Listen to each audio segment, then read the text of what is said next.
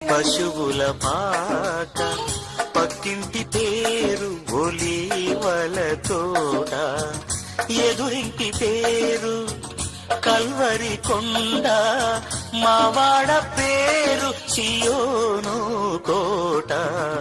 మా ఇంటి పేరు పశువుల పాక పక్కింటి పేరు ఒలీవల తోట, ఎదురింటి పేరు కల్వరి కొండ, మావాడ పేరు సియోను కోట.